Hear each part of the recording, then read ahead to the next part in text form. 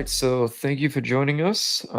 We have Tony Ducker, which everybody knows from the Hyperdrive, with his amazing collection. We're gonna take a little time, not too much, but we're gonna take a little time, just get a little background story, and take some time going through some images and looking at some of the amazing pieces he's got. And I think recently, accumulated a few new pieces, few additional ones in the collection, which would be nice to see. And we also have Christian Crawford joining us. So Christian, thank you for joining us, and Tony, thank you. I'm glad we were able to, again, as usual, work this out with the time differences. But yeah, with that being said, so we'll start off like we usually do. Tony, again, thanks for joining us for a collection tour. That's my pleasure. Yeah, I'm actually I we've talked about this, right? I know you said, hey, I've shared my photos, a handful of times that everybody's seen them, but it's one thing to see pictures. It's another thing to get a little bit of an insight, or sort of like kind of behind the curtain look at what's in somebody's collection and why. So with that being said, I just always like to ask, like, what got you into collecting? Did you start off like most with the vintage figures, or was it a certain point in time in which you got into the collecting, or Um, collecting for me now. I started probably about 15 years ago, but if when I think about it, you can probably just draw a line straight back to my childhood. Um, I'm old enough to have been around when the original trilogy was in cinemas, and my first real cinema experience was seeing Empire Strikes Back when it released in theaters in the UK. nice? And my dad took me to see it. It was a double feature actually. It was Star Wars was playing, and then Empire played straight afterwards. And as a 5 or 6 year old, seeing those films for the first time on the big screen, um, pretty much blew my mind.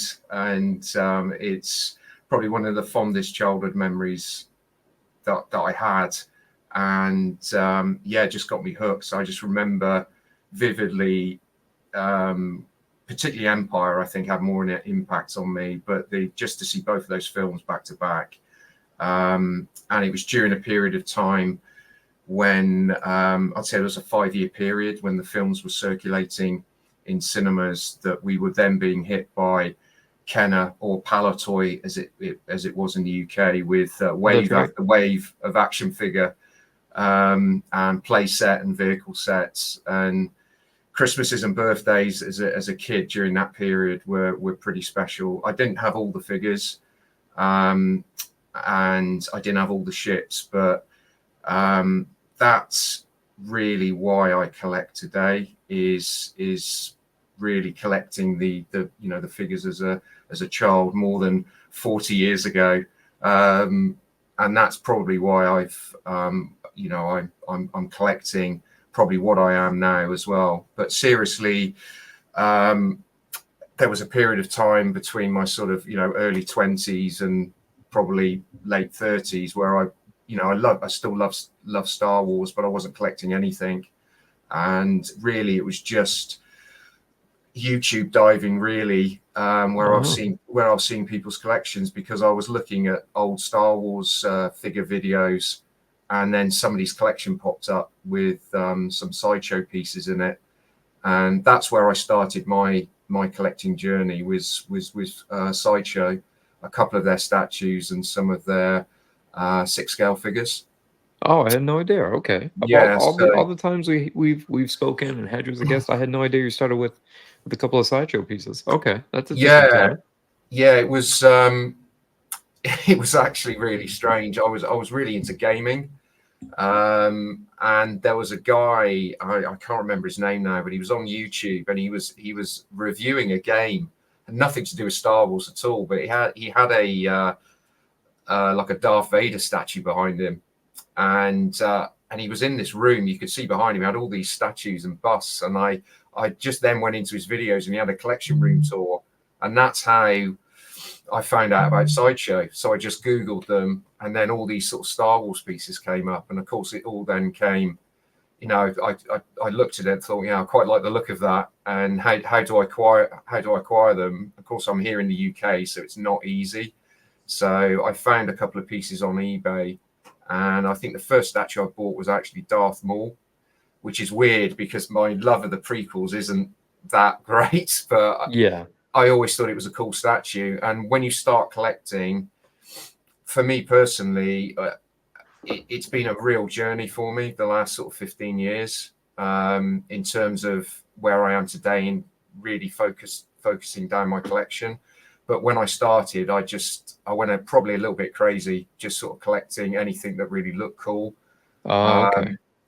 So it was, but the vintage figures were really the trigger, to do it, really. I That think. nostalgia factor. Yeah, the nostalgia Yeah, factor seems to hit a lot of people, right?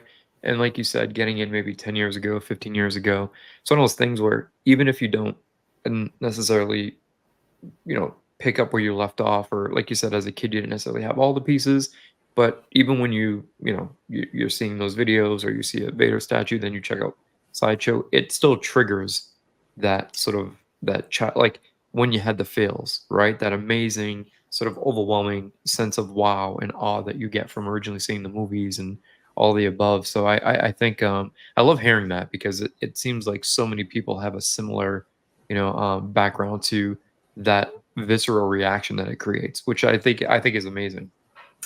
Then yeah, I also think.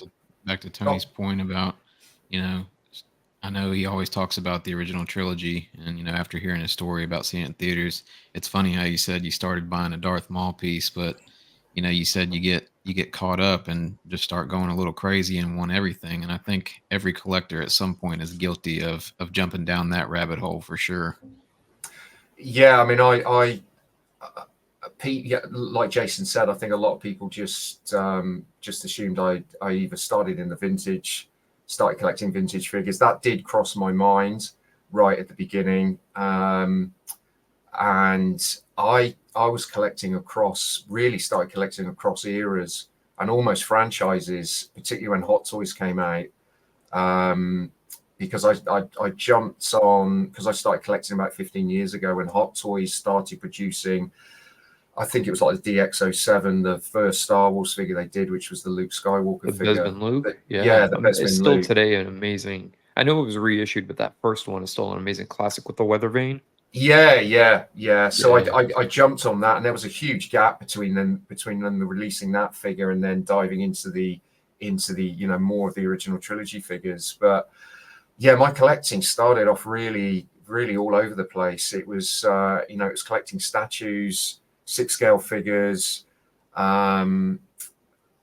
across franchises. So, but I had a Wolverine statue at one point, and then you've then got to start in a small room. You've then got to start questioning what you were doing. And that's what I did, because I was just really being influenced on, by watching YouTube videos. I didn't really know what I wanted to collect, and yeah, it just went a bit crazy. it does. It gets easy to get. We talk about it often, right? It gets easy to get caught up into that, like the fear of missing out, the hype. Something. There's so many things that just look great aesthetically, Mhm. and it's easy to just in the moment. Oh, that looks great. I need that.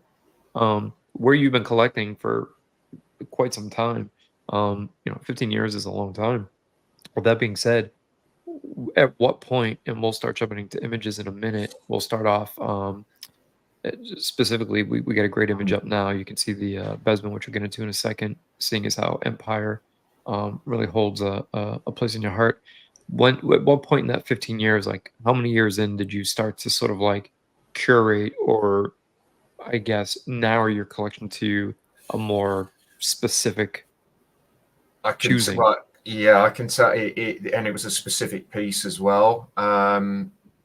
It was about 4 or 5 years ago, so it was just probably coming into the lockdown, when COVID hit. I was really just sort of looking at my collection, and it was just being really, it was dominated by 1/6 scale figures. really, and I was looking at it, and it was getting a little bit out of control because, you know, I was getting figures in sort of constantly, and it was almost, you were unboxing them and then just put them on the shelf, and then another one would come in, you're unboxing that and just putting it on the shelf, Rinse and repeat. and it was, and there was nothing unique about my collection. It was starting to look very, very samey, even though I had started to mix in some RS helmets. So I'd been getting into started getting into sort of statues, 1/6 figures, and then I found RS about 10 years ago, and I started to mix a couple of their helmets in as well. And then I was seeing other Facebook groups with other people with helmet collections, but they were mixing in props, models. Oh, that's right. And this was really where I wanted my collection to go, because I'm a big OT fan, but I grew as a kid growing up. There was actually more of the behind the scenes documentaries that were out on the making of Star Wars than there was actually being able to access the films themselves. There was From Star Wars to Jedi. It's quite an old documentary now. I think quite a few people my age have probably watched that video 50 or 60 times. But that actually came out before I actually saw Return of the Jedi. So it was a little bit of a spoiler, but it had a lot of behind the scenes on how this magic was created. And, you know, as a kid, you just think this stuff just appears or it's real. Yeah, it just exists. It's kind of like, oh, my teacher lives at school, right? It just seems like it's a real world thing, like it's happening. Yeah. And I was fascinated with the visual effects and the model making specifically. That was something that and the amount of detail that were put into the models, particularly some that they were just they were blowing up, and you know, I just found it really, really interesting. And also the pressure they were under, you know, the time pressure they were under as well, to because obviously it was George's money, particularly the last two films. Get it finished and get it on screen. Get it on screen. And, you know, I was talking to somebody about particularly Return of the Jedi the other day. I still think the space battle is still optically the best space battle I've seen put on screen. And you've got to bear in mind it's over 40 years old. So if you look at the interior shots of the Death Star when the ships are flying in, there's basically virtually no matte lines. The lighting on it is incredible. The models are lit beautifully. It just looks real to me. Even now, I look at it, it's amazing real. how it's amazing how the movies hold up today, right? Because we all go back and watch movies from the 60s, 70s, and even movies as recent as the 70s, you can see some of the cheesy effects. Like even the stop motion has that kind of like unnatural movement. Yeah. And you know, anything like ships, I mean, we joked about this recently. You can almost like see the string on the ship, you know, like, but you can watch Star Wars, the original New Hope, to this day, and nothing really. I mean, for me, I think the only thing I ever really noticed is that weird black blob over the Emperor when he's like in Return of the Jedi. Yeah, but, like, yeah. Other than that, and then maybe like the Tauntaun as he's falling from like the wide shot. Yeah, but yeah. For the most part, they still hold up just as well as most movies, and that amazes me because I agree. you know we're going back almost 50 years. Yeah, like sorry, Jay.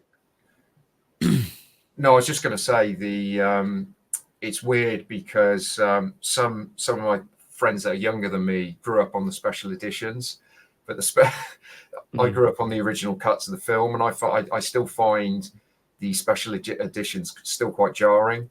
You know, and almost it almost spoils the story really, because on when I watched Star Wars, the first one, not when it wasn't called A New Hope, Jabba was mentioned but never seen. I mean, we know there's the famous deleted scene in that, but when you watch the special edition, I remember as a kid when I saw the first two films back to back, you know, who's Jabba? Who is he? What does he look like? And we had to wait 3 years before we saw Return of the Jedi.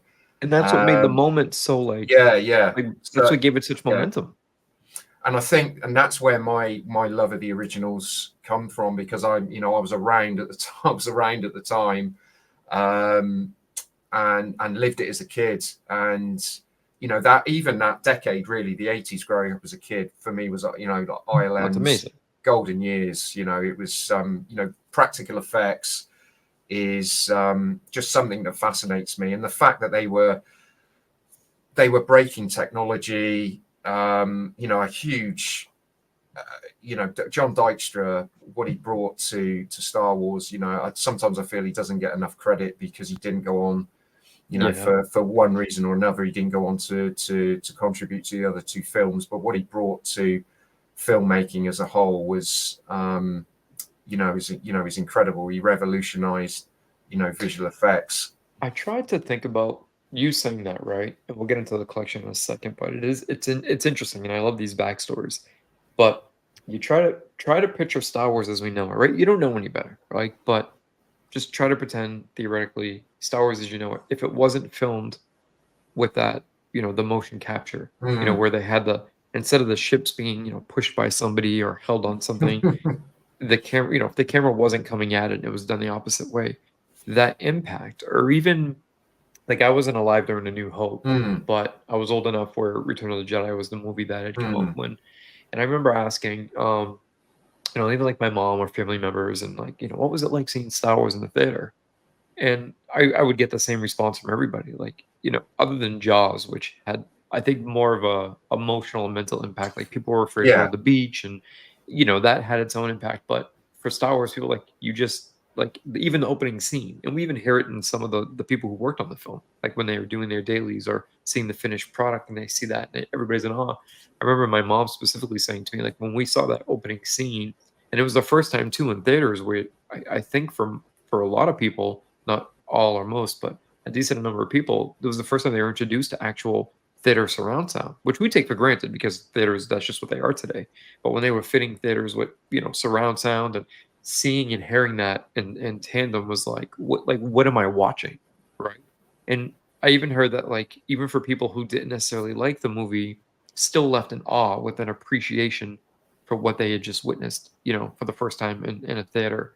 So it's pretty amazing. But you're right. I think Dykstra gets, definitely doesn't get enough credit, because it really, specifically with the space battle scenes and the models that we all love, the ships, etc. I mean, that's what brought them to life and gave them, like the Millennium Falcon is, just as big as a character. It's like a Luke or a Han. Absolutely. I mean, I still this, and I guess this is probably what still drives my passion, because I still can't figure out some of these shots, how they did it. I listened to interviews with Ken Rolson, who did he did two of the epic scenes, the asteroid chase in Empire, which I still think optically is just incredible, when the Falcon splits the two Star Destroyers and then dives down through the asteroid, and then the TIE fighters just blow up. And it looks so natural. It looks so. It looks like you're watching a real like a World War II dogfight. Yeah, but I think all the elements as well, Jay, as well, like the music, the sound effects, the characters. It was just I think it was just it's a perfect recipe. Gold dust. It was gold dust, really. But I'm going to be biased, because that's as a child, that's what I grew up with. I was talking to Christian before we went on air. The prequels for him probably have exactly the same feeling as well. So I think when you're 5 or 6 years old and you see something like that, it sticks. And when it's a film that's revolutionized cinema. I didn't know at the time. I mean, it's a shame, really. I mean,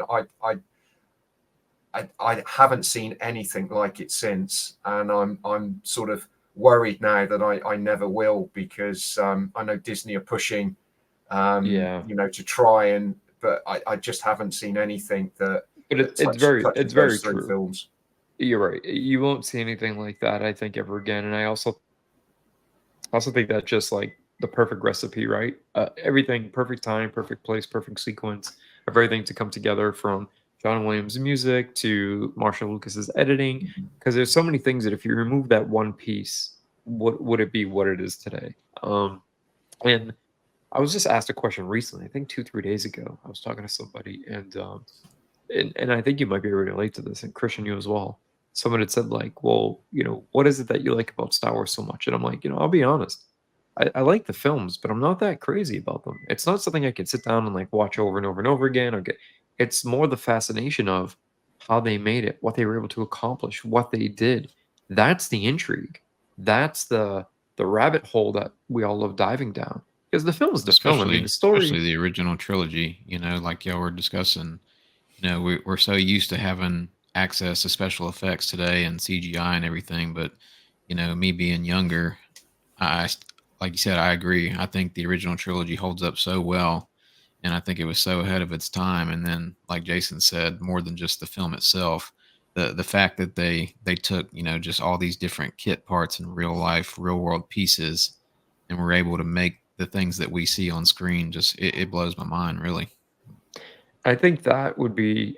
I'm glad you said that because that would be a perfect segue. So right now we have the Bespin Cloud Car, which isn't shown for too long. I mean, most people are familiar with it if you watch DSP enough, but it's not like a blink and you miss it moment, but it's just something that kind of glides across the sky, and it's not a focal point. But again, a beautiful piece, an amazing piece, and I think one of my favorites. Let's jump in and talk a little bit about this. I'm gonna pull this up. So who is this particular one built by? So this was my first big studio scale model that I got. It's a Nysen kit, and it's built by a good friend of mine now, but fantastic model maker called John Simmons. And I think that guy's a hack. all of us are familiar with John's work. This was out of his own collection.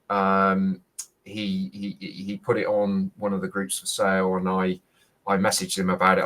It's a ship that I've always loved. I didn't have the toy as a kid, but I loved the Art Deco style of it. And like you said, Jay, only appeared in the original cut of the film for a few seconds. But it's it has like a serene moment when you're watching that scene. It's very almost like relaxing. You just have that. And it's the music. Yeah, it's the music. Vanilla sky. Yeah. And you get the animatronic model head of the pilot. Yep. I'm always looking at that. But no, this is it's a beautiful model. It's a pretty big piece as well. That's the thing with some of these studio models. My pictures, unfortunately, are not great, but when you see that in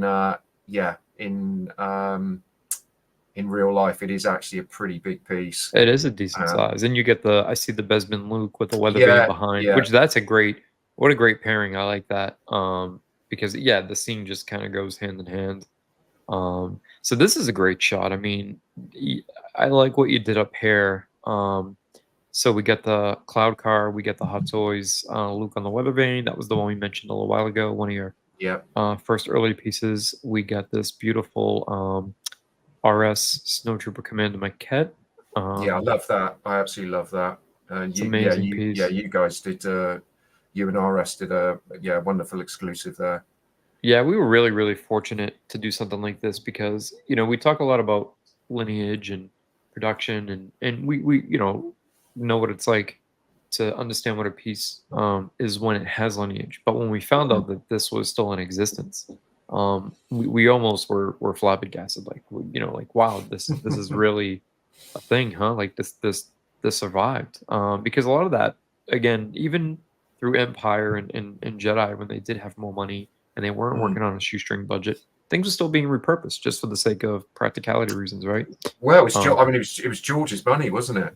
I mean, if you listen to some of the interviews, I think I'd listened to one with Phil Tippett recently, and he said that they were constantly fighting him for retakes on the stop motion, and George just wanted to move on. You know, he just said it's good enough. We'll fix it in the editing, and Fix it a in lot. post. Yeah, fix it in post, and because he was forking, forking the bill for it basically. So I just this particular piece, I love the story that goes with it as well. There is a little bit of intrigue and mystery to it. You know what came first, and there's that famous picture of I forgot I blanked on the he played a stormtrooper. Yeah, I think it's Chris Bunn's that's it, body, Chris right? Bunn. Yeah, And then it's got the clay build up. Yeah. Yeah. So obviously we're assuming this is what the Snow Commander came from, and maybe it was going to be what the Snow Troopers were going to be, and then they probably realised that they couldn't turn their heads, so they had to make the bottom part of the helmet vinyl. But such a great design, right? Because I feel like he looks so much more menacing. And I feel like, John Mull probably pressed for this to still make some type of, make itself on screen. But like you said, and then again, the whole chicken or the egg aspect, because this even goes back a bit to Boba, when Boba was, prior to being a Super Trooper, or, what we know as Proto Fett, the white version of Boba, where he was kind of a snow trooper in McQuarrie's original older drawings. So these kind of tangent from drawing A to B and kind of go all the way up. But yeah, this is fantastic. And then I love this little sort of Hoth I see in the upper right. We have a Luke on Tauntaun. That's the beautiful and amazing sideshow Tauntaun, and this Luke is fantastic for a 6-scale figure from Sideshow. Very, very old piece, Jay. As you know, it's got to be 12, 13 years old now. Yeah. I still love it. I still love it. It's one of the first big pieces that I bought as a collectible. That was the Tauntaun, and it came with Luke. The only thing that you could really probably fault it on is the head seam, which is noticeable, but it's such a, and it's another big, it's another pretty substantial piece, but it tells a story as well. And then you can't see it from that picture. There may be one further on where I've got the Han Solo. I can see his head peeking out. Yeah. I can see his little head peeking. Unfortunate looking picture, that one. I'm not sure what he's doing there, but yeah, the cut and sew on the I love the Hoth Rebel sort of soldier look, and I always love this outfit because again goes back to the action figure, and I think Sideshow did a terrific job with both of them. Some of these figures, especially going this far back, and I think we talked about this when we did when we talked about the Cantina figures, right? Because the reissue of Greedo, and there are certain things, because there's the whole Sideshow versus Hot Toys debate, but there's certain things that Sideshow just did where they just knocked it out of the park. And I think, the Hoth figures of Luke and Han are amazing. They get the wool over the coats and the tufted, material, just amazing. And this Tauntaun is just a fantastic piece. It's impressive even to this day. And for a while it was this, and I think the Dewback were considered somewhat like grails. Yeah, absolutely. Yeah. The Dewback, that eluded me. But yeah, the Tauntaun was something I really wanted to get in the collection. I've had it, one of the oldest pieces I've got, actually. I'm not sure I'd ever part with that. It's it's really that would be nice a tough one to part with. Yeah. There's nothing that can take its place. No, I don't think so. So moving next, we get another Hoth piece, and I know there was other pieces in that particular but we can kind of bounce on a little bit. Yeah. So this we got. So I was always curious about this. This is beautifully done. Now I recently finished a proper studio scale snow speeder, and it's quite large. It's a very large piece. So now pictures can be deceiving. Is this? It's a full-blown Nyson studio scale snow speeder. So this is the big boy. Okay, it's the big boy, yeah. And this is another. I'm going to feel like I'm going to be a bit of a stuck record here. This is another built and painted work of art by John Simmons. It's incredible. Again, my picture doesn't do it justice, and I think it's difficult with taking pictures of studio models because it's difficult to get a It reference really point. is, because no matter what, it doesn't matter how good your lighting is, how good your camera is, it's never what you see in person, because there's so Yeah. much nuanced and fine detail, right? Even sometimes people say, "Oh, can I, just out of curiosity, hey, can I take a look at this, or can I see, what you're working on?" And you take pictures, and you kind of like, this doesn't look anything like it is in person. But I mean, obviously, this is a beautiful piece, but you're right. There's more to it, when it's in front of you versus in the image. But no, I think it's very, you're very fortunate to have so many pieces by John, because he's such an amazing builder. But on top of that, just even more so an amazing painter. I think second to Yes. none when it Yeah. comes Yeah. to the painting in detail. I mean, I've got to say, because he'll probably kill me if I don't mention it. I mean, the only reason I probably would have met John was through my good friend Parminder, our good friend Palm. Yeah. He'd already acquired, a few pieces from John in his collection a few years ago. So I was aware of John, and I was talking to Palm a few years ago about looking at maybe trying to add some models into my collection, and John had a couple of pieces up for sale, and Palm introduced me to John. So, and with John being in the UK, Yeah, you're although not too he's far off, right? You're well, able to. it's a 10-hour round trip, probably not far for Oh, you guys, but okay. it's still a bit of it's a bit of a trip for me, but it's well worth it, because first I got to meet John, and he's a terrific guy, very humble as well, but also to see his fantastic collection and workshop. It literally is like walking into Van Nuys in the 1970s, with Yeah, I think all his paints and his models everywhere. I think a lot of people don't realize, like, John shares a lot, right? He has Mm, John Simmons studio scale modeling.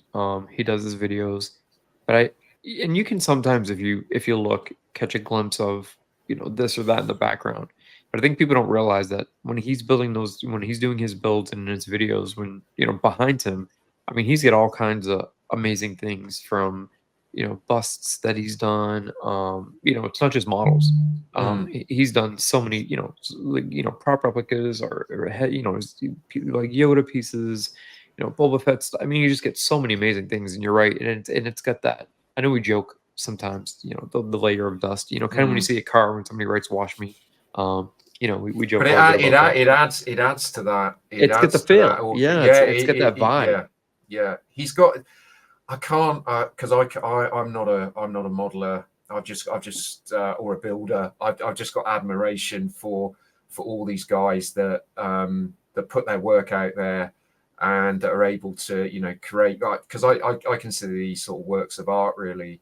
But John's got he's got a real paint sort of technique that I don't know whether it is. I almost say it looks like there's a layer of dust on the models. I mean, he'll say there is, but it's the way he finishes them. They are they just look like they've stepped out of the archives. They're really very, very special pieces for me, And this one and I'm here, very lucky to own it.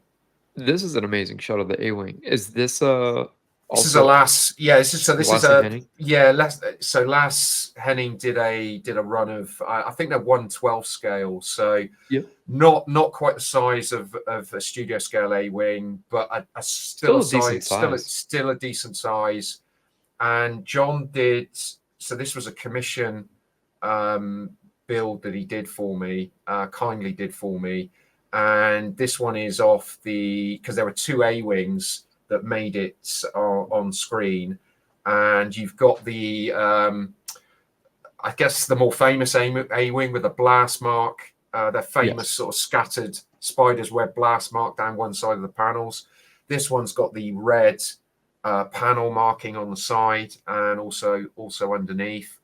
But he did track down some Harrier decals as well. vintage Harrier decals to actually put onto the A-wing as well, just to finish it off. But it's a beautiful model, and again, the A-wing is another one of those out of Return of the Jedi that, you know, is just a beautiful looking ship. Yeah, definitely. I think the Rebellion stuff is the cooler stuff, to be honest. Sometimes when things look new and shiny and you know, I like, and plus, you know, for anybody who's watched or heard the behind the scenes, you know, going back to George's love of sort of, you know, streetcar racing, things like that. You know, even like with the Y wings, perfect example. There's a Y wing right here, where a lot of the Y wing, the piping and stuff being exposed was to sort of imply that, you know, panels had falling off and parts had fallen off, and like, you know, they don't have the time or money to cover this stuff up. They just got to get out there and do what they got to do, right? They're not Yeah. the Empire. They're not the big evil corporation, so to speak. They're the rag, you know, the rag dolls just trying to, you know, make do with what they got. But this is a cool shot too. Real quick, I just want to incorporate Christian for a second. Christian, what are your thoughts on the models? Looking at some of these images, what do you think about them? I mean, you know, without showing Tony's collection and some of the pictures of like the A-wing, you know, I've seen some of the snow speeder stuff before, the big studio scale size ones. I'd never really seen the A-wing until I've seen pictures of Tony's collection, but I think they're all incredible. And you know, I know some people like a more idealized version of things that's a clean, shiny look, as you were saying, but I prefer the, you know, the dingy and the battle worn look, because I feel that's the way it really would be back then. So I definitely have an interest in the models and stuff, and that Y wing I'm sure we'll get to is just absolutely amazing. Yeah, I It's think pretty there's some. special. I think there's some further pitches coming up, Yeah, so I yeah. just want to. So here we have just a classic image. Here we get the Regal Robot Tusken and the Regal Robot Rancor Maquette. Two beautiful pieces. This Tusken is amazing. Again, another one where pitches don't necessarily do it justice. Right? It kind of Yeah. looks a lot cleaner in the image than what it is in person. So yeah, these pieces are phenomenal. And I love the way you paired these together. You know, the color scheme just fits, and the tusking is a bit larger than most people think. Yeah, very heavy as well. You know, a lot of machines, a lot of machine parts on that. I was surprised because you know, I've got another bust from Regal Robot, which is very light. So I was half expecting this to weigh, you know, maybe a little bit heavier, but there's some significant weight to this. But yeah, Regal Robot is is a rabbit hole. I can't really say. I could gush over Regal, over what Tom and his team do for hours. I won't do because we haven't got hours, but my collection just looks, anything that I get from Regal lifts my collection. That's all. That's really all I can say. I haven't had a bad piece from them at all. I don't own everything that they've released either. I don't have the budget, so I have to be very, very picky. But the Tusken bust is it's incredible, absolutely incredible. Again, I got this because of the Tusken Raider action figure. Was one of the first figures I got as a kid, and there's an emotional connection there. And I think you mentioned it earlier, Jay, about curating the collection. That's part of some of my decision making now. Is, do I have an emotional connection to the piece? Yeah, that's important. You know, and I have to have these checks and balances in place when I collect, because I've got such a small space. If I start collecting everything, which I don't financially can do anyway, I would end up hoarding stuff and not being able to display it. And you know, these pieces need to be, I feel, need to be displayed, even in a, you know, a tiny collection room like mine. But yeah, I had to get this, and there was some. I remember when he released it. Actually, there was quite a few people saying it doesn't look anything like. Yeah, and I know they're that. comparing it with the main I guess the main one that was fighting Luke, but there were several of them, and knowing Tom, he went with a left field Tuscan that I think appeared in. I think there's a shot of three of them that peer over a rock formation, and he picked one in the middle, which is like totally obscure. Yeah, and then when you compare them, it's spot on. Yeah, it's spot on. Yeah, I was going to say, which even if it's not the main Tuscan that everybody talks about, it doesn't take away from the amazing quality and likeliness of the piece at all. Yeah, and it's not the thing about that too, Tony. Because I remember that was quite a bit of a debate for a little bit, especially following Celebration Anaheim. The thing though is, and as Christian just mentioned, it doesn't in any way make it like, oh, this looks really odd or something about this doesn't look right. I mean, it's just a beautiful piece in its own right. And I'm gonna jump over to the next picture before we talk about it. So you mentioned something about the space, and I've said this to a few people. A lot of people are like, I wish I had more space. And I'm like, sometimes it's a good thing. Sometimes having certain constraints can benefit you because you're right. And we see this. I'm not pointing out anyone in particular, but we have seen over the years, and I've said this plenty of times, I've seen $1 million collections that look like, mediocre collections or just look like hoarding. And I've seen mediocre collections look like $1 million collections because if if you're just getting anything and everything under the sun, it's just hard. That you lose continuity and cohesiveness. It's hard to display things. And if something doesn't have, if you have no attachment to that piece, if there's no rhyme or reason as to getting it other than, oh, it's cool or everybody else is getting it, you tend to sort of lose sight of things very easily. And I think that's how you become sort of more of a consumer and less of a collector, if that makes sense. But no, totally. I mean, I've been, in my small little way, I've made all the same not mistakes, but decisions that only a period of time that you look back on and you think, well, why did I buy that? Why did I? And it's very easy to get caught up in the promotional side of something being released, the hype, the FOMO. We've all been there. We've all done it. And I'll hold my hands up, and I probably still will do it.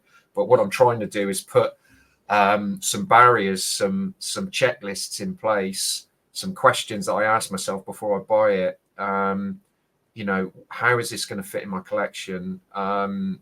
Because I've been collecting 15 years, but I made a decision 3 or 4 years ago to really curate my collection and go for a quality over quantity approach, and really drill down and focus just on the original trilogy.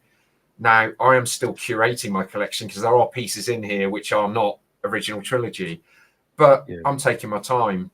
And that's the thing too. There's no rush, and no, I feel like we see all the time, right? That new collectors come in, and every day we're seeing new collectors enter the community, which is fantastic, and I love that.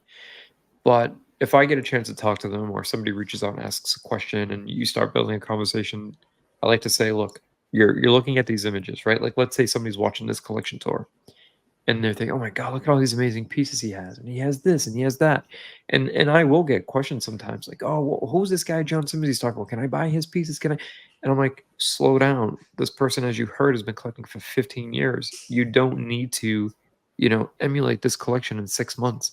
And I've seen that. And I'm not saying it's a bad thing, but I think, again, it's easy to lose sight of things and not sort of, like you said, have those checks and balances in place, because at the end of the day, if you're going quantity over quality, then, you just have things all over the place. And then you start to question, well, why am I collecting? Like, what's the purpose? And this is, and it's taken you time to get here, which I also appreciate, because you can now look at these pieces. And as we're going through some of these images, get that backstory as to the who and what. Now, this piece I'm really curious about, because this is a beautifully done X-wing, and then you got the clapperboard, and it's just a nice image overall. So the X-wing is this another John? It is another John Simmons piece. So this is a studio scale X-wing. It's a Nexus kit Oh, Nexus, nice. pretty rare, That's a rare. I was gonna say but it's a rare one. it's got a full sort of running metal armature through it, so the wings are movable. There's a Nice. couple of armature Very cool. fixing points on it as well, so it can be mounted underneath From the back. or from the Yeah. back as well on a pan of ice. And the thing that I loved about this model is it's red 2. Everybody does a red 5. Yep. And I just love the paint scheme on red 2. It's This red is a 2 is that beauty. famous tracking shot where you see red 2 and then the Death Star directly below it. It's that famous picture. It's in most of the Chronicles book, the Making of Star Wars book, and yeah, I just love the detail on it and the paint job he's done on this. This is probably one of my favorite paint jobs. Yeah, this Outside is of the superb. there is, you can't tell on these pictures. There are multiple layering on here, and there's, I don't know how he's done it. There's some airbrushed squares, detailed squares on the model, and being a bit of a geek, I was checking the reference out of the Chronicles book, Oh, and they're and there. it's absolutely spot on. And and the weathering and the blending between the sort of the red stripe that goes down the side, and you'll see the yellowing just below the cockpit. There's the way he fades it in. I just can't fathom how he's. It's See, obviously, that's the great yeah. thing. It's incredible is, for sure. I can even hear your joy and appreciation for this piece as you're speaking about it. And that's what collecting, that's what I love about collecting in certain pieces of the collection. Like you're generally, like the admiration you have for it, even though it's been sitting in your collection, right? You can almost hear like the giddiness coming through as you talk about. But this piece right here is phenomenal. This is one of those forever pieces. Yeah, and I think the other thing I was going to say as well, Jay, with models for me as well, because they're not something you sort of go out and say, right, I'm going to collect them, because you just sort of acquire them, and that's just whether you sort of know the model maker or you're there in the right place at the right time when they put a model up for sale, because they're having to fund their next build. Yeah. So Okay. they're not, for them, it's something they can build again. I'm sure, John, other model makers will say the same thing, that, they're not selling their soul or their talent. They're selling a model that they can rebuild themselves in the future if they want to. Correct. But my decision making around these pieces, because they are, they're not cheap, but for me, it's a decision I have to make and think, I'm keeping this model. I'm married to it, basically, because it isn't something that I can really sell or move on, or I want to move on. So I'm very, very selective when it comes to, putting a model into my into my room, because it's not something I want to move on. Yeah. Or something I see. We all, circumstances may change, life gets in the way, but I just I've just got a real admiration for all these model makers that are out there doing it the sort of old school ILM way. Yeah, and that's going back to appreciating the movies. Like we have the found parts community, Oh the yeah. guys who do that, the modeling. One of the things I always love about building models is the scratch building. And I'll do a resin kit from time to time, but when I started learning and understanding more about scratch building, thanks a lot to people like John and Lee Ralph and Marvin, Oh yeah. who helped quite a bit. I was just really like, wow, this is one, you're learning so much, right? It's so intriguing. And two, there's just like a deeper appreciation. And I feel too, like, I'll just snap back real quick, just to touch on one point. Unlike when you have like a really nice replica, I feel like that's what the models do. They display so well in a collection. It's such a great piece of like the movie, the history and the memorabilia of the movie, so to speak. It's such a great representation of something in the movie, and I think models are perfect for that. gonna just bounce through a few images here. So this is the Sideshow. What Yoda is this? Is this? Yeah, legendary scale Yoda. Okay, that was I Yeah. forgot the legendary scale Yoda. Great piece, beautifully done by Sideshow. Love this. It's got the rail hair, the mixed Yes, media. yeah. This is a great piece here. An love absolute it, yeah. classic. XM Luke. I mean, you can't go wrong. Cold cast porcelain, beautifully done. One of the best, I think, representations One of the best Lukes for sure.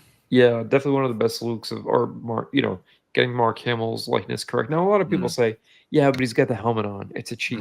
It doesn't matter. You can look through the goggles; they're see through. Like you look at that face, it looks like Mark Hamill. There's no It's two ways around it. huge base on that as well. Yeah. It really tells a story.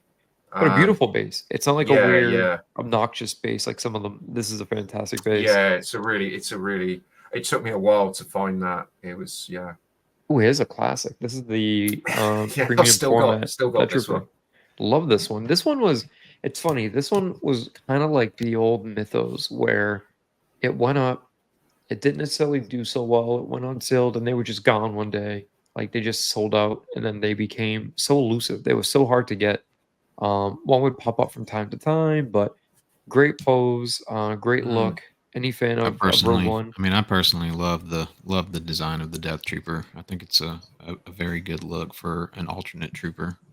Oh yeah, and then the base on this is an obnoxious. It fits the piece lovely. I mean, this is a really nice piece to have. Love this one. We get what do we get next here? Let's see. We get some 6 scale, so we get some Mando pieces I see in the background.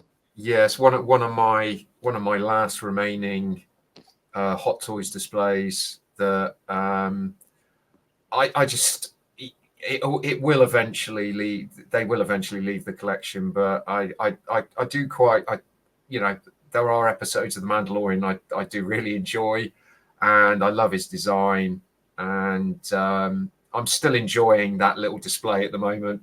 Yeah, at some point, I will have to move them on, I think.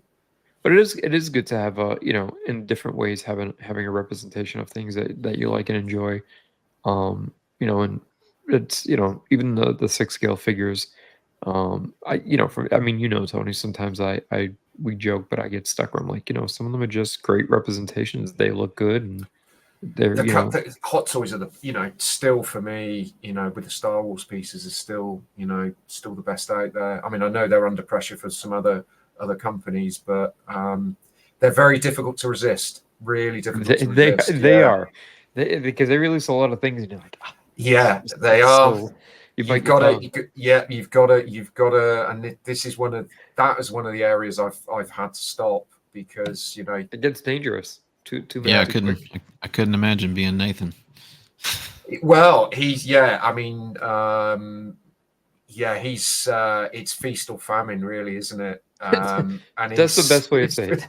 That's the best statement. That should be a Hot Toy slogan. Yeah, but I mean, it's exciting for him as well. I mean, but he's when we've talked to him, he's sort of managing. He's got to manage his pre-orders, like all of us. But it's also, you have to have the patience of a saint, because some of these figures take 2 years to get to you. Yeah, I mean that was always my biggest gripe. I would be so excited about a release, and then it's like, oh, arriving March 2027. I'm like, okay, like that used to drive me crazy. Yeah, I think they were very they weren't good at completing lines either. I think the Rogue One line comes to mind. Yeah, for sure. There was a few empty holes in quite a few of them.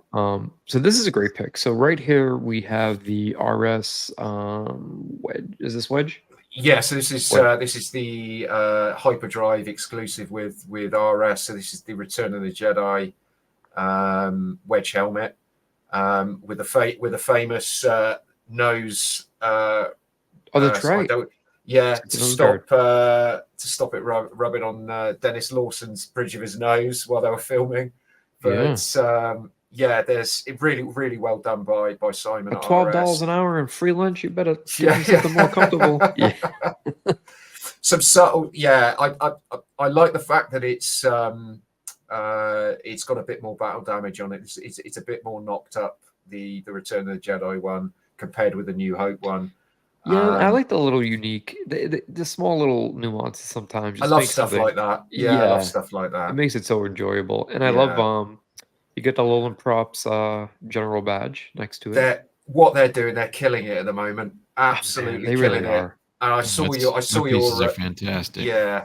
I missed the Hoth communicator. Absolutely gutted. But I absolutely love what they're doing. I think anything. I didn't jump on the sort Comlink. of the comlink because it's was an OT, but it's a beautiful piece. I saw your video on it yesterday. Oh, thank you. But Thank you. yeah, they're really killing it. I feel like it's almost. I just want to be careful how I say this, but I think from a prop perspective, it's almost like a real robot level level I of was so quality. impressed. Yeah, I was so impressed Yeah. with this badge set. Really impressed. Great value as well. Not overly Oh, expensive. yeah, it's something I think for everybody, except for the exception of how limited they are. Yeah. But that also that it's better than having 200-300 of them. Yeah. But yeah, I think for the value, especially with Yeah, who's working on it. the quality for sure for the value is unmatched compared to a lot of other companies, in my opinion. Yeah, it far well exceeds, and the fact that they're doing it from the original found parts, and yeah, it's great stuff, and this is a nice look here. What we get next? Oh, nice little tie bomb. I love this thing. I love the tie bomber. Yeah. The chili dog. Really. The double, was it what they call it? The double tie chili. chili. I think it was Lorne Nick. Well, I think it was Lorne that nicknamed it, but I could be wrong. But yeah, no, lovely little model that. Is this Max or is this? Yeah, this is Max. This is Max, yeah, right? no, yeah, this is this is Max replica. This was one of the first studio models that I bought. He weathered it up for me, gave it the sort of the archives look. I think he tipped a load of sort of cigarette ash over it or something. Just to that's give awesome. It up. Yeah, But yeah, it's he got put like it. the key stain The little tag. tag. Yeah. It's a really nice piece. It's a really nice piece. Oh, another classic. This is an the oldie but goodie. Sideshow. Oh yeah. Wow. Okay, and then we get the RS RS Blaster there. Yeah. Nice. Wow, I haven't seen that what's it called? Biker Scout statue in some time. Is this another? Wait, who made this one? It's another John. It's another John piece. So this is. Okay. John did this one. Okay. Yeah. So this is I'm not sure what kit he used, but the silver wheels. They're AMT truck wheels. So they're the originals. They're the originals. Beautifully painted again, and weathered. Yeah. Great piece. I've been sort of coveting the MR one for years, and John had put his up for sale. I'd seen it in his collection, and he put it up on his page, I think, for sale. So I reached out to him immediately. It's interesting. It's such an attractive piece, and that MR one. I mean, it still sells for over 1,000 on the daily. Yeah. People love it, and when they go up, whenever you see them go up in the groups, even if it's priced well, not priced well, you get a lot of response. It's just a unique, interesting piece. Yeah, and I think it's less about the actual scene and more about the aesthetic of the piece. It's just interesting and different. I like that. Okay, so this is the Hyperdrive B-Wing, correct? Yeah. So this is so there is some lineage with this. So the helmet shell itself is cast off an original. So this is made by Salberg Props. This is Frankie Valka. I think. Yep. Apologies, Frankie, if I've butchered your surname. I know. I always have trouble with the last name. Apologies. Terrific prop maker in Germany. He did a very small. We did 2 runs on the B-Wing. This is the more famous one for me because it appears in the Chronicles. It's one of the only images of the B-Wing in the Chronicles. There's plenty in the costumes, but in the Chronicles, this is one of the only shots of the B-Wing helmet. And I managed to source a a vintage. So the brown skull cap is I think it's an ANH 15 World War II Yeah, the World War US II. flight cap. So just to finish the piece off. But yeah, lovely, really Great really look. nice. Yeah. All right, this is nice. Okay. We'll stay too long on this, but we got the Sideshow Premium Format Royal Guard. Yep. Dude, those went like hotcakes when those first came out. Yeah, Good. it's lovely. Yeah, real presence to it. Simple piece, but I love the Royal Guard. Absolutely love the Royal Guard. Thought they were really cool when I saw Yeah, them you in can't go Jedi. wrong with that. No, really nice piece. And just then the red. The red is amazing on those. For some reason, just really works. Couple of, I think these are the Sideshow Biker Scouts. Well, yeah, I've got the one that's higher up is the Hot Toys one, and then my original Sideshow one I kept. So I just thought they looked better as a pair. And Yeah. then I put the little Hot Toys wicket next to them, and then there's a Dickie Beer signature just below. So Dickie that's did right. he was the stunt guy. Well, he did a load of stunt work on Return of the Jedi. Now, who And did this that's that the Emperor bust is by Philip Thomas Robinson. Okay, I figured, And but didn't want to assume. yeah, it's amazing. This It looks is fantastic. one of my favorite pieces in my collection. It took a while for me to get it because Phil, this is the very first one that he did of what he calls his version 2. Okay. I mean, I'm not a massive fan of prop makers doing multiple versions of stuff because I think he's done I think he's on his 6th Yoda at the moment. But yeah, that's true. when you get quality like this, it was definitely worth the wait. And he's used glass eyes as well. It's very sinister. It creeps my wife out, put it that way. And we'll just I didn't realize that had the glass eyes. Yeah, in my opinion, that the eyes can really make or break a piece. Yeah. And, I have a little bit of artist background with my mom being an artist and an art teacher, and that was always something she would talk about. Was if she'd do a painting, she'd really focus on the eyes because adding depth to the eyeballs could really change a piece. It transforms it. It really does transform.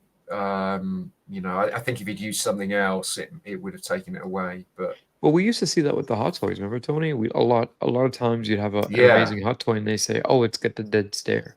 If that figure had that dead stare, no matter how beautifully done the figure was, it was kind of a make or break for it. So we got 2 RS's here. We got is that the Bonehill type? No, that is just their standard. That was just a standard build, and then I've got I've blanked on the actor's name, but I've got he's actually he was in Rogue One, so I've got the actor's signature name. He played the TIE fighter pilot in Rogue One. Just paired it with the RS helmet, and then the next to it you I love that version with the Widow's Tears. That's I love that. Yeah, I love that. So this is the Gold Leader, right? This is the one. If I remember correctly, I think we did. You did a video on it with we Rob. did the video when I think the first 25 dropped, and we showcased the 4. I think the four of us at the time showcased, talked about this, and I remember they did the pre-order live during the show. You did. 25. I was watching it. Yeah, I was watching it. Live.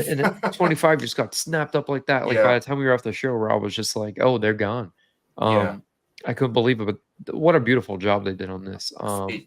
One of my favorite X-Wing helmets. Really love it. I love the grid pattern.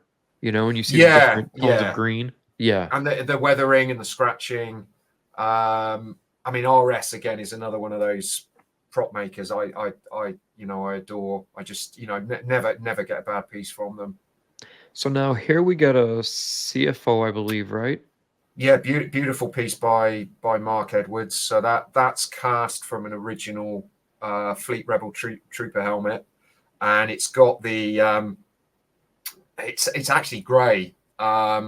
In the filming of you probably know this, Jay, anyway, but in A New Hope, the Rebel troopers at the beginning were filmed against a white sort of wall backdrop, and that's why they I think they spray bombed the Fleet Trooper helmets grey because they weren't showing up. They were just losing them in the film.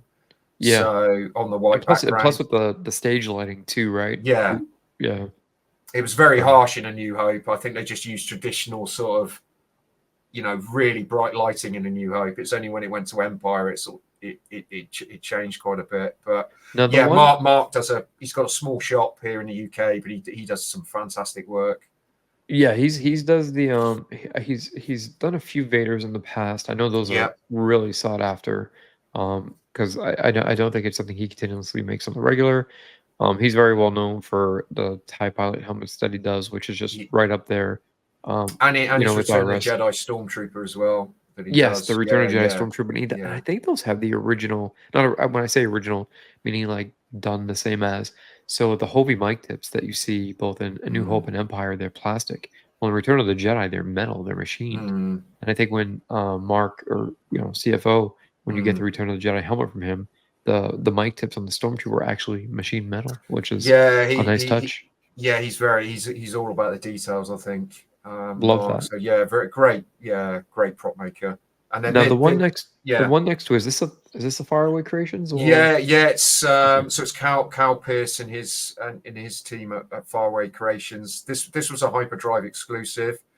So this is based on the Rebel Honor Guard from A New Hope. So this particular helmet doesn't have lineage to A New Hope, but it does have lineage to Rogue One. Rogue One. Yeah. So it is the same. It's cast off basically a Rogue One helmet, and it uses the same automated paint that they used on the Rogue One helmets. Two cool statues here. We get the Sideshow Vader. Yeah. I think one of the first or second ones they did. Then we get the old school Luke. Not the best likeness, but I like the pose. I like the pose on that. Yeah, it's a difficult. We were talking about earlier, difficult likeness to get Mark Hamill right, but I do love that premium format. And the Return of the Jedi Vader, that may be again one of the only statues along with the XM1 that I probably will end up still keeping in the collection.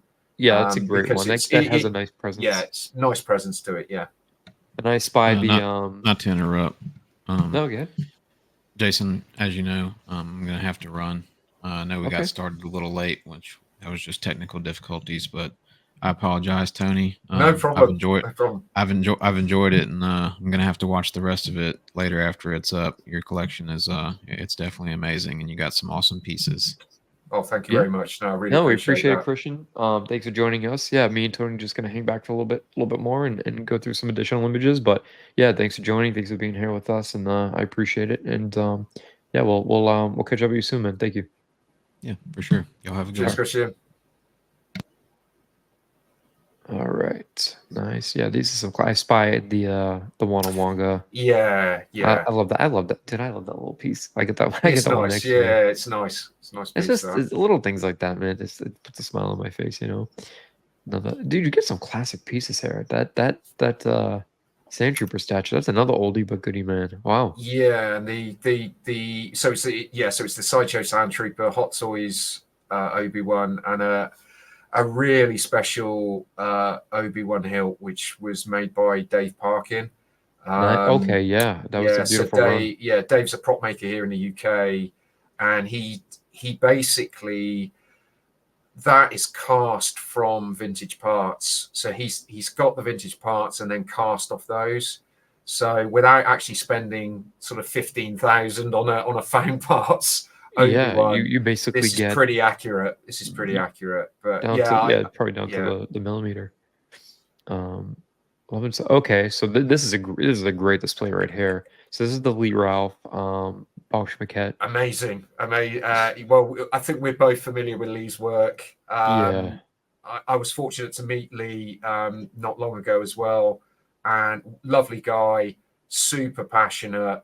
And again, another one that is all about the the details, and this is just an amazing replication of the Bausch maquette that's in the archives. Yeah, some great images. He did a small run of those, and I think that's a signature plaque you helped me get, Jay, as well. So thank you very much for that. Oh yeah, that's right. Yeah, it's the Nilo plaque there. So and you got the red and is that the red Return of the Jedi? I see. or is it the No, I black? think that's black. Yeah, I think That's that's black. Okay. black. And Okay. then some of the regal maquettes underneath it. Nice shot. Okay, so is this the HDPE 10th anniversary? Yeah, so this is RS Prop Masters HDPE 10th anniversary Stormtrooper helmet. Yeah, I love this. I love this helmet, particularly with the chipping on it.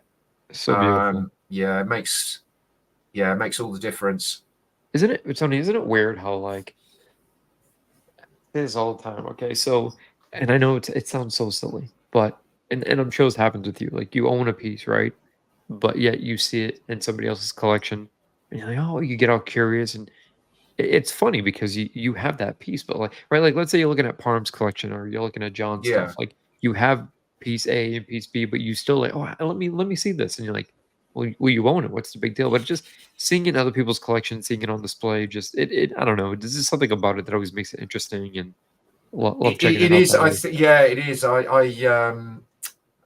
I was actually, I've been fortunate to seen Palm's amazing OT collection myself a couple of times, and he's got a few pieces that I've got, and they, for some reason, he's got his display, but you know, Yeah, whether it's the lighting, I'm looking at it and and you're thinking, sniffing around, looking like, oh, Yeah. it looks great, it looks cool, and he's like, but you own that. And it's just it's weird. Yeah. I don't know. It's weird. It's just funny that we do that. that's why I Um, love looking at people's collections, because everybody's, you know, whether they're constrained with space or not, or they've got beautiful lighting on it.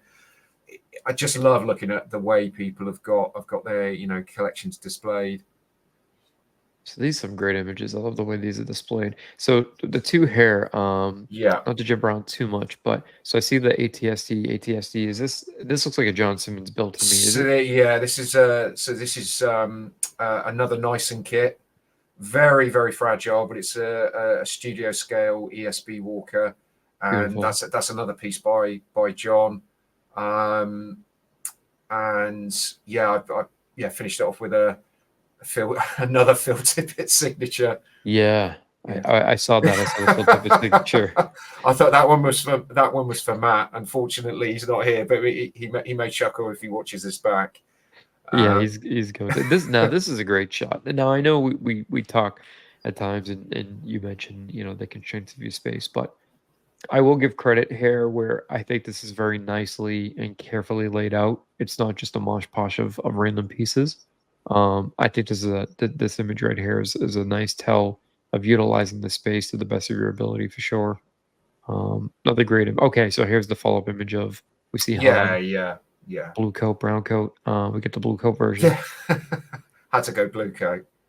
And Vintage. then, oh, okay, this is a nice one. So this is the Hyperdrive exclusive DAC by RS, right? This is really special for me because it was the very first exclusive we did on the Hyperdrive group, and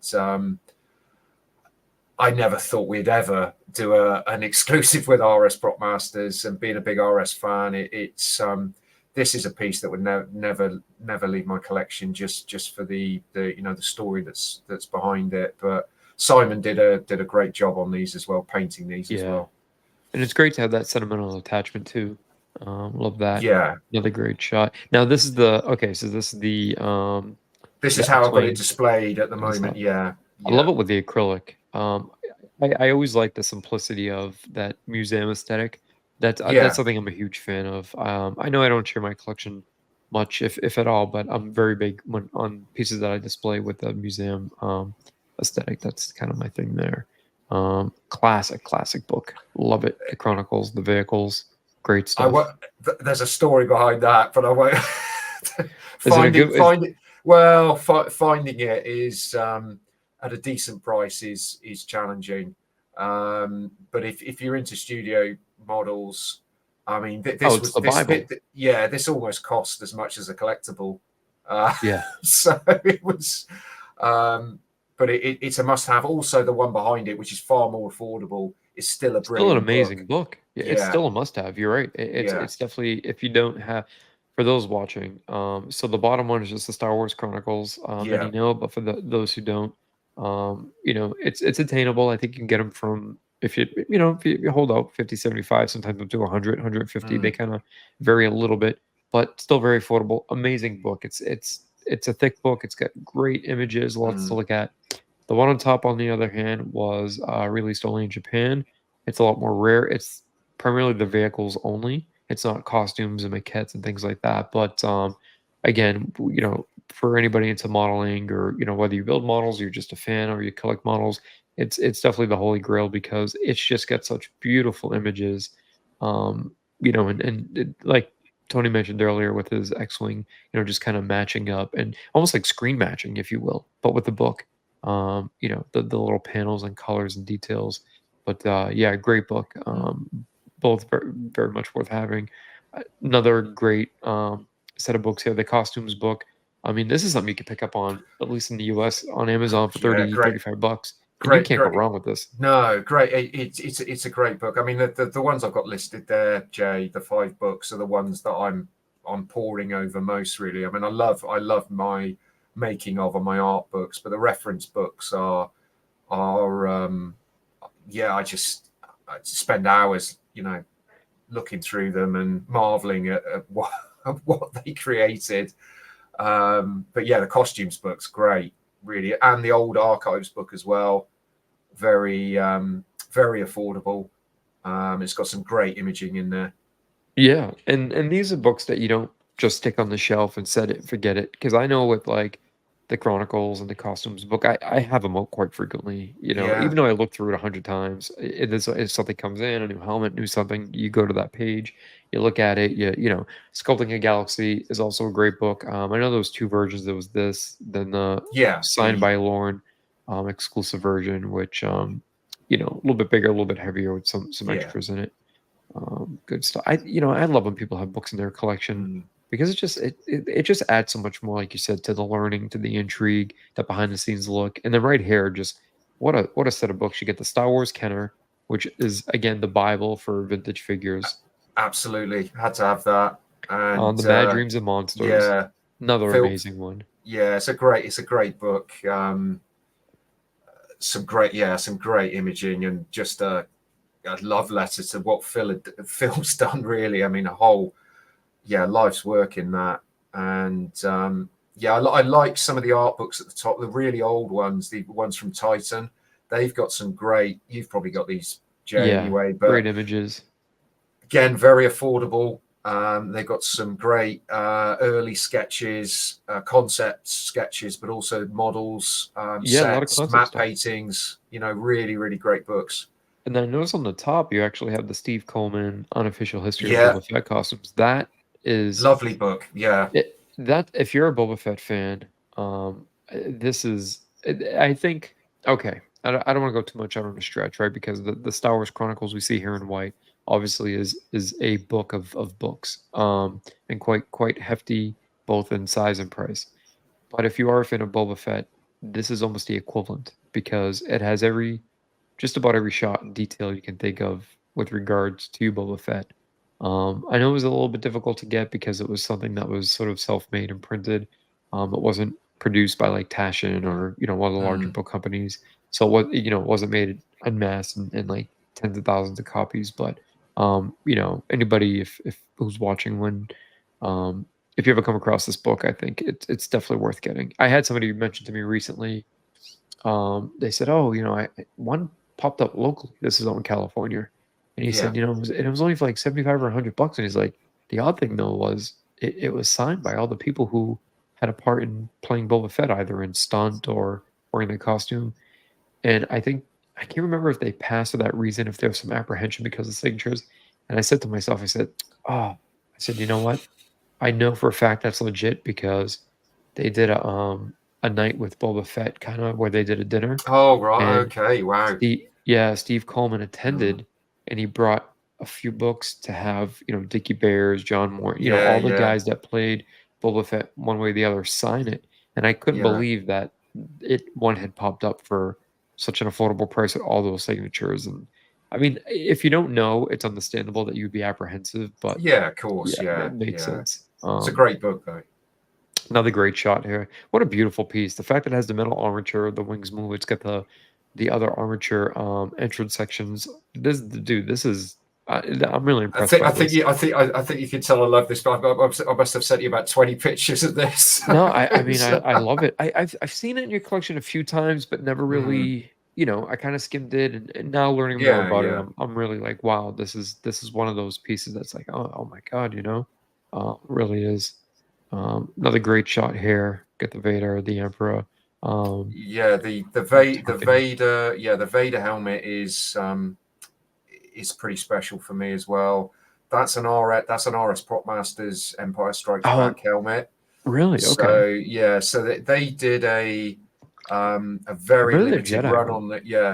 They did a limited run a few years ago, and this has lineage as well. So it's cast off a 20th century touring suit helmet. Yep. So that was cast off a screen used helmet as well. So there is some lineage there, but it's a beautifully made helmet by RS, and I like that display with the Emperor, and there's a Dave Parkin hero hilt there as well. Yeah. Is that the one with the exposed electronics when you open so it's the hero hilt from the deleted scene with the with the reveal on the electronics. Another beautiful Regal robot. Yeah. Body slam. And I see the John Berg signature. Yeah. Can't beat that. Love that piece. Yeah, I love that piece. Oh, look at that setup. Dude, that's nice. That's nice. I like that. Look at the tie behind it. Now is that that's not an EFX tie. Is that another it's a Nyson Studio Scale TIE fighter. So basically an EFX. Basically an EFX one, yeah. So they EFX cast that off there, and I think it's pretty damn accurate. They're pretty spot on. Yeah. There is actually John's put the hex. I don't know if you can see it. That's right, I can see it. Yeah, he's got the red hexagonal. So that's a bit. That shows up in. I think that might be in the Chronicles, and there's some. We're not sure if that appeared on screen or not. I mean, I asked John about that, and he wasn't sure, but it's definitely there are images. But whether it's been on screen, there's been some debate, or whether it may have been cut. But there's a TIE Fighter book. I think it appears in there as well. But that's one of those small details, right, that you can kind of appreciate and enjoy. That's just a little different. Yeah. Tony, you get some really great shots there. I really like how some of these images came out. Oh, that's nice. Look at that. It's beautiful. And then I think I spy. Is this a Lee Ralph Return of the Jedi? Well, no, it's no. The Lee Ralph one is so. There is a beautiful, and my picture is terrible, but in the glass case next to the X-wing, Jay is Lee Ralph's. I do. Okay, I see. Studio Y-wing. So you've got one of these, and there are 5 of us that were able to get one of these off Lee. So it's. Lee ID'd the parts off this. So this was the one that was sold in Prop Store a few years ago, the small studio scale model. Dude, what a match. Like, it even get the little metal pins. And it's amazing. Incredible piece. And then I just took a group shot of the maquettes. I mean, I love the maquettes from Regal Robot. I mean, it's death by 1,000 cuts with this particular line, but I love it. I love it because it connects back to the figures, the making of, and it's what Regal do. And that behind the scenes, it's funny you brought that up, the Star Wars to Jedi, because I think at one point, now we're going back to the 80s, right, when VHSs were hundreds of dollars, media wasn't readily available, and they used to play that documentary a lot on TV. Here in the States, it would be like PBS and stuff like that. So it was almost more easier to watch and obtain that than it was the actual movies, at least at the time of release. Yes, yeah. I mean, I saw that video more than I did Return of the Jedi. Man, did I skip one on the Falcon? I thought we had a Falcon. I think you did, yeah. So this is an up close of the pieces we just looked at. That Vader looks really good when you see the detail of it. Okay, beautiful piece. Yeah, and that Emperor, that Emperor's growing on me the more I look at it. His skin tone and textures. Yeah, wow. He's done he did an incredible job on that. It was a long wait. It was a very long wait, but worth it. Another one of the X-wing So Yeah, this really shows some beautiful detail. You get the pin connector, the 4 pin connector slots on the side, the and astromech. the it's the hex shading down the random hex square shading he's got on Yeah. there. I just find it, yeah. I just This is one of yeah, those times, like, if I was watching this, like, if I let's say I was just going through YouTube, I would put this on pause and sort of enlarge it or do a screen grab just to look at the detail. Because you can even see, like, all the little tiny squares, like you said, the little, yeah. It's squares, and they line up just as they should with the scribing lines too, like, in the placement. yeah. Yeah. And see, that's the thing. That's the detail that you fall in love with, right? That you pour over, or you go back to the piece time and again, and you can Yeah. continue to appreciate it. Yeah, I don't know. I mean, I've seen pictures of this, right? I've seen Mm. Philip's work, time and again, but it's different seeing it like this up close. I mean, look at the eyes. Yeah, the eyes, Kind of creepy. like Jeez. Christian said, the eyes really do bring it to life. look It at is that. very, very creepy. Yeah. Great shot of the collection. Love it. Yeah. Oh, you get the roaring Chewie. Okay. Was this part of the original run? No. So this has got it's a very quick story. This prop or bust is the main reason that I switched my collection. Okay. I made the decision 3 or 4 years ago that I wanted to focus on, if I could, acquiring some models, some props, some busts, just more unique stuff. Collect less. The pieces would be more expensive, but use the collection I'd accrued over the years, sell it, and fund the pieces going forward. I'd coveted the original Regal robot Chewbacca, like most people did, and I think I used to watch you guys. Particularly, I know you got your bust. Well, it was originally a custom, wasn't it? And then Regal did it into a run. I approached Regal to see if I could get.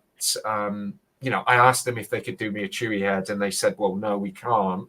But if you make it completely different from the tribute version, and I've got to say, this is where Regal were really fantastic. I think it was actually Tom that was messaging me. He said,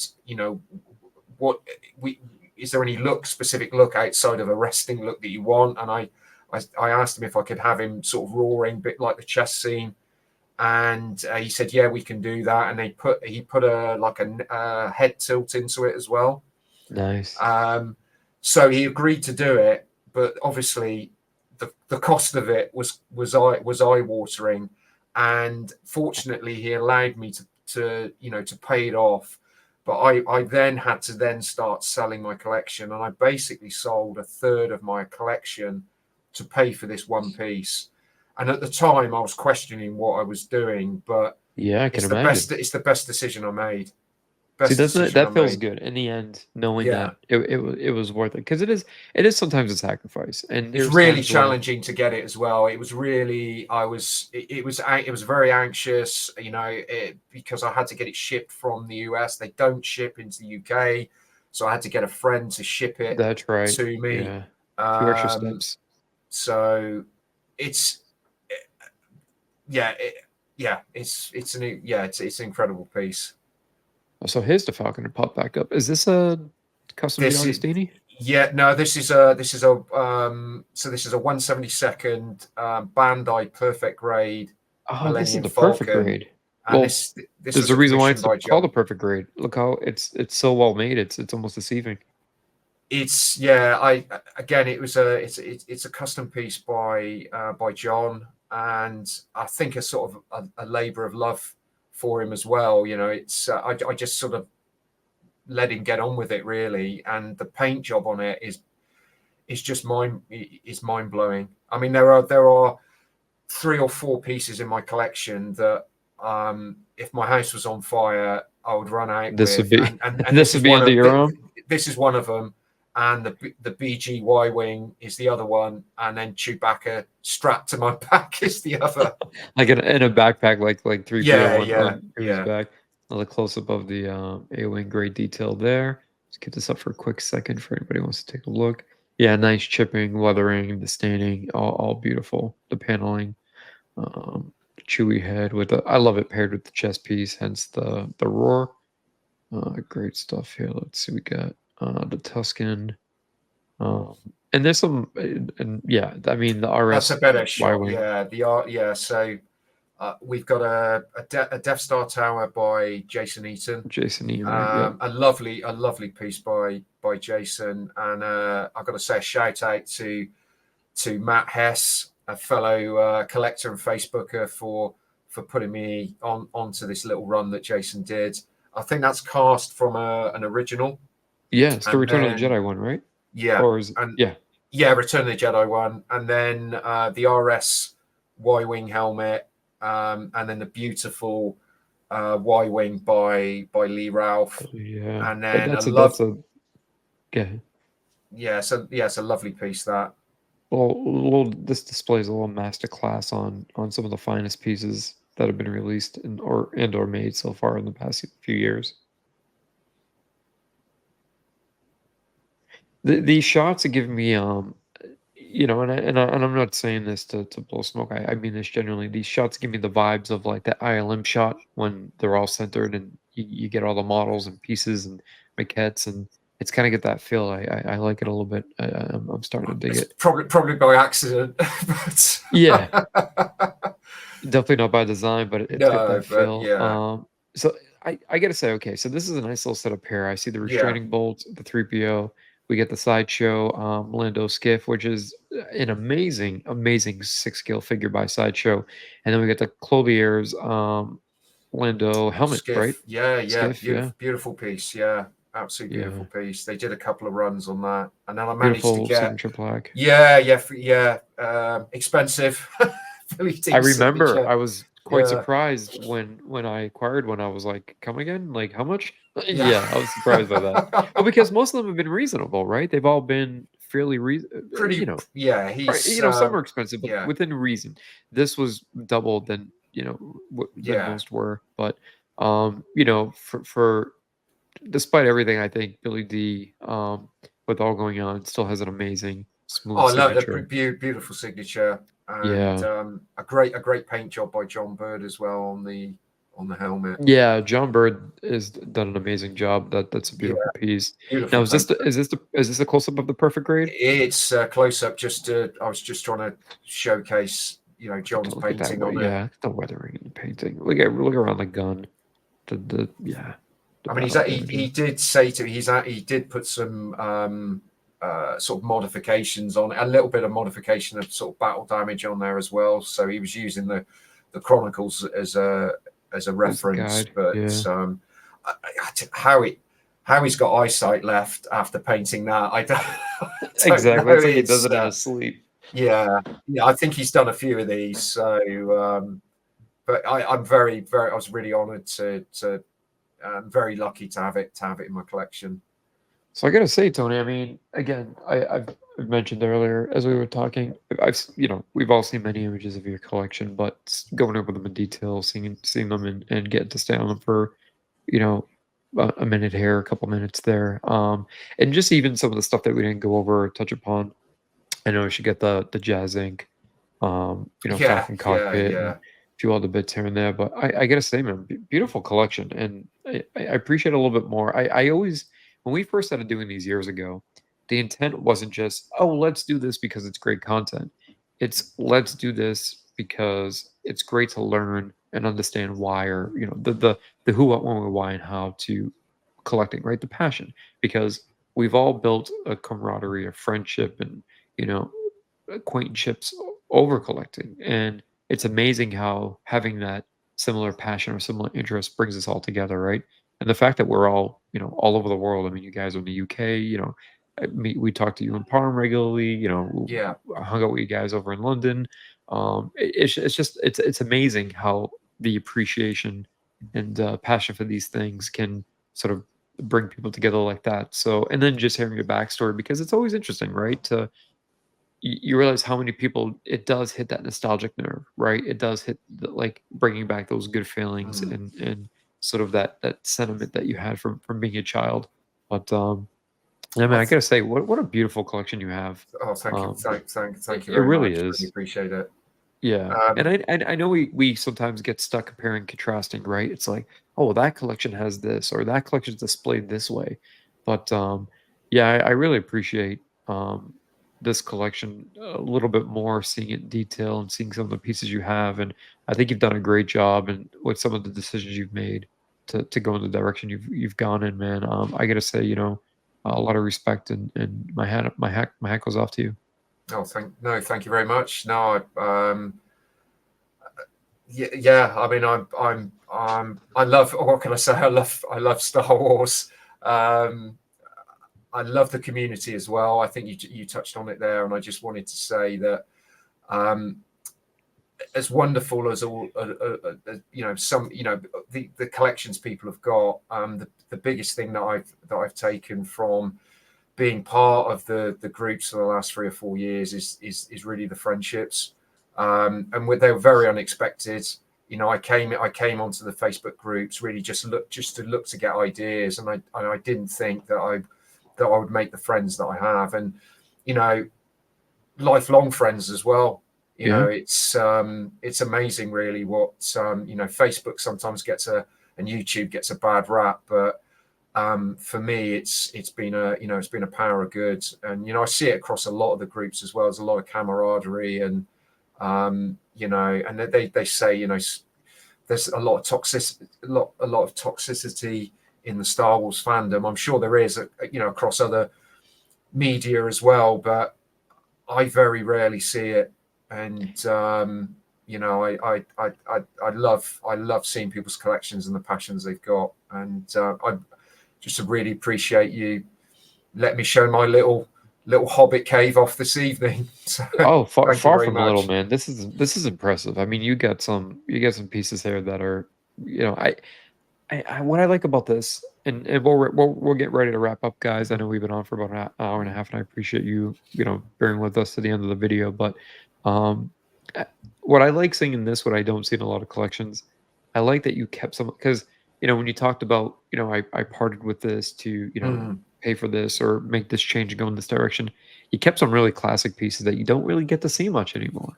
And I like that. yeah. I like that you have some of those sprinkled about, and whether you continue to keep them or not. I mean, I don't know if that what decision you're going to make there, but it kind of put a smile on my face because, as you said, it kind of brings you back to when you first started collecting. Now, most people's collections have changed dramatically from Mm, day one to now, but it's always nice to have those few pieces that you've had from the beginning, because even that has its own, remember when feeling to it, right? yeah. Um, and it was great to see some oldie but goodies in there that put a smile on my face for sure. Yeah. I think the sideshow sort of classic troopers that I've kept are very difficult for me to to part with, because I still think they're really great pieces by Sideshow, and they've got a story behind it as well. Yeah. So a lot of the things I'm trying to keep hold of now are, they either connect back to my childhood, or there's a story behind acquiring them. So um, yeah, yeah, Yeah. it's I'm Fantastic glad you stuff, like man. it. Love it. I love it. Yeah, a lot of pieces here that I'm a big fan of. Before we wrap up, any last thing you want to share? Anything that we missed, or I think there was I don't know if you had any I pictures think of the there was Y the wing. the Yeah, Y wing. Yeah, I did want to. Let's see if I can just do a quick. yeah, that's so So this, this is the yeah, Bill George Y wing, yeah, right? this was the latest studio model I got, and it's very, very special. It's made by the guys at Archive X, so it's Guy Cowan and Lee Ralph. Um, there's only 10 of these been made, and one of them actually is in Bill George's collection himself. So this Y wing is it's got a real story to it, and that's what attracted me to trying to get in on the run in the first place. Was Bill George made this Y wing model at his own house, and then took it in as part of his interview, I think Lorne Peterson interviewed him and was so impressed by the model he made that he hired him on the spot. And although this is based on the filming model, so Bill's Y-wing was then heavily modified. Well, not heavily modified, but was modified to have an armature fitted, and I think they changed the sort of front nose or the cockpit and the guns. But basically, it's the Hero Y-wing model used in Return of the Jedi, and what Lee and Guy have done. My pictures don't really do it justice. It's taken them 4 or 5 years to recreate this and identify it, and build and cast and build and paint it. And again, it's one of these pieces that I thought was going to be completely out of my reach. You know, it's not a cheap piece. So again, I did the same thing that I had to do with my Chewbacca bust, which was make some very difficult decisions with my collection and sell off some pieces to acquire it. But very well worth it. I mean, I've only just I literally had it in sort of a week and a half, but and it's huge. It's about 31 inches long, and a guy showed it next to a Nyson studio, like a Red Jammer. Yeah. See, I wasn't aware of that. I wasn't. I think it was a couple weeks ago we were on talking when you had mentioned that it was larger. For some reason, I didn't take that into consideration, but it would make sense because when Bill was doing it, as we mentioned when we had our last chat, I mean, he was using very crude resources, right? Magazine clippings, magazines, etc., from the 80s, 70s, 80s. Yeah. He used very few. He used some very strange kits on here as well, and I think there's some like AMT Star Wars model kits on here as well that were available back then that he reused on this Y-wing. And then the bit that I found really well, not amusing but just interesting was he used some Rafa Khan decals on the Y-wing. Nice. So I just love that type of attention to detail. But what Guy and Lee have done to replicate, I mean, building one of these would be tough enough, but to replicate 10 and to see them basically virtually identical to each other is just testament to their passion. And again, I couldn't think of a better team of guys to take the time to put this together. Lee with his ability to ID things, and I mean even Guy and Guy's painting and building abilities. I mean, again, 2 great model makers, and just the stuff that they do is sometimes mind blowing and goes beyond impressive. I find myself sometimes poring over images or even some of the pieces that I own from them that just really goes beyond impressive. It's like it came right out of ILM. But congrats on this pickup, because I know this was something that was much anticipated. Like you said, not very many were made. It came with a custom stand, a Bill George signed plaque, a beautifully made signed plaque at that too, right? Gold signature. Yeah. I mean, the other thing for me as well, you mentioned the infamous picture of the model room with George sat in it. This features directly behind George in that picture. So I mean, this is a model that sort of has toured the world. So it's been on various exhibitions as well, and it's one that obviously isn't in Bill's collection. So he sold it to Lucasfilm. So. And when we were there picking the model up, Bill had actually sent Guy and Lee a thank you message, which Guy read out to us, which I'll never forget, which is really surreal. Because that happened in real time. It happened in real time. So, and he was blown away by how accurate that the model was, and I think the guys were really choked up by it. So. It's great that you got to experience that, right? Yeah, And then now yeah, having this piece, it has just more story on top more of it, more special. Yeah, attachment to it. Yeah, it really does. It really does add that sentiment to it for sure. Again, huge congrats on this. What a piece to have in a collection. Yeah, this is again one of those forever pieces, right?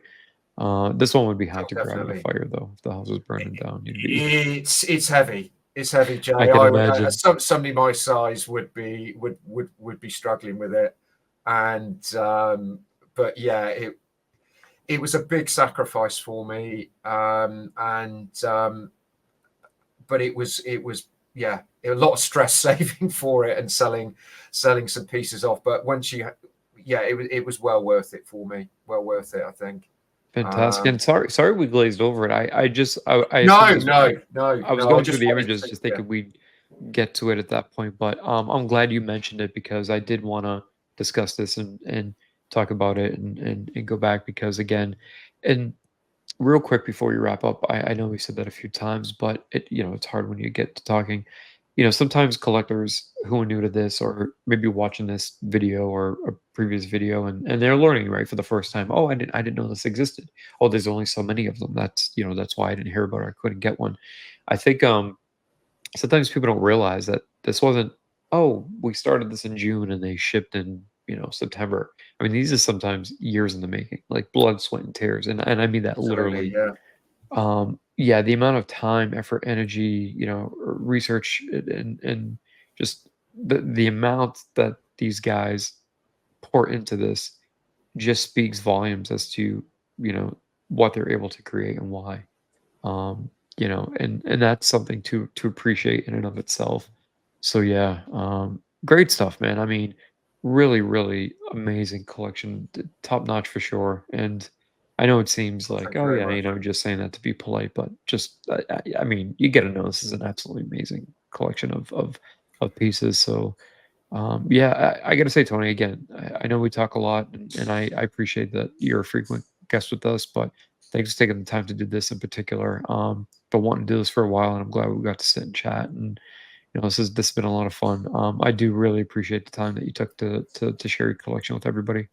No, I really appreciate you having me on, and I'm really enjoying you restarting the collection tours. I've been watching some of the ones that you've done previously. Really enjoyed the recent one you did with Stephen, and what a wonderful collection he has as well. And yeah, I just feel very honoured that you've asked me on and to see my small room. But thank you very much. And thank you. And with that, we'll go ahead and say good evening. Thanks for joining us. Thanks for watching.